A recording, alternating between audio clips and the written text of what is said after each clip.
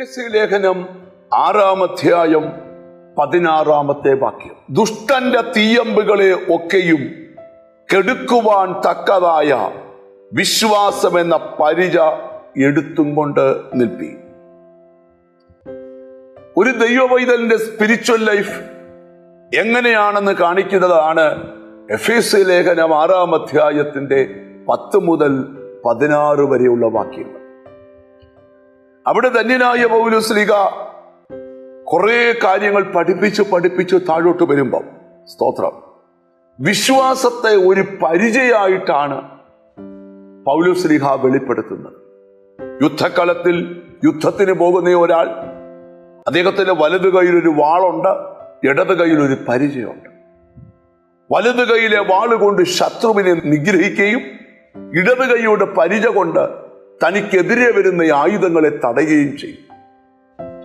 ഒരു ദൈവവൈതലിനോട് ബന്ധപ്പെട്ട് പറയുകയാണ്, വിശ്വാസം അവനൊരു പരിചയമാണ്. അബ്രഹാമിനോട് ദൈവം പറയുമ്പോൾ, അബ്രഹാമേ ഞാൻ നിനക്ക് പരിചയമാണ്. സങ്കീർത്തനത്തിൽ വേറൊരു ഭാഗത്തിൽ വായിക്കുമ്പോൾ, ഞാൻ നിനക്ക് ചുറ്റും പരിചയമാണ് എന്ന് പറഞ്ഞാൽ ഒരായുധവും നിനക്ക് ഫലിക്കാതെ വണ്ണം ദൈവം നിനക്ക് പരിചയമായി നിൽക്കുകയാണ്. ഇവിടെ ദുഷ്ടന്റെ തീയമ്പ് എന്ന് പറഞ്ഞാൽ നിങ്ങൾക്ക് മനസ്സിലായോ? നിങ്ങൾക്കെതിരെ ചിലർ അഴിച്ചുവിടുന്ന വിഷയമ്പ്, തീയമ്പ്.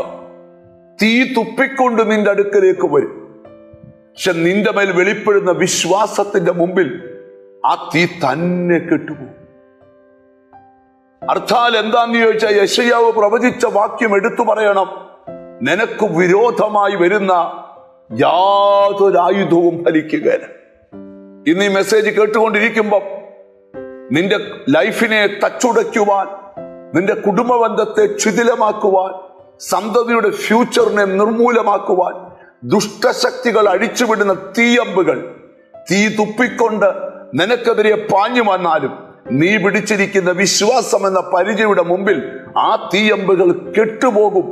നിന്നെ ഒരു ശക്തിക്കും തൊഴാൻ പറ്റത്തില്ലെന്ന് ഇവിടെ പൗലോസ്ലീഹ എഫെസോസിലെ സഭയെ പറഞ്ഞുറപ്പിക്കുകയാണ്. ഇന്ന് വചനം കേൾക്കുന്ന നിങ്ങളോട് ഞാൻ പറയാം, വിശ്വാസം എന്ന പരിച മുറുക്ക പിടിച്ചോണം. യേശുവിൽ വിശ്വസിക്കുന്ന നിന്റെ ജീവിതം പരാജയപ്പെടത്തില്ല.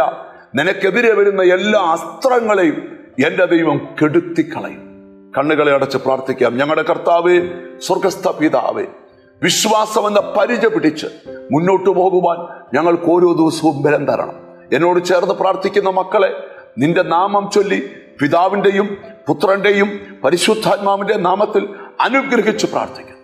അവർ അനുഗ്രഹിക്കപ്പെടട്ടെ, യേശു ക്രിസ്തുവിൻ നാമത്തിൽ തന്നെ. ആമേൻ.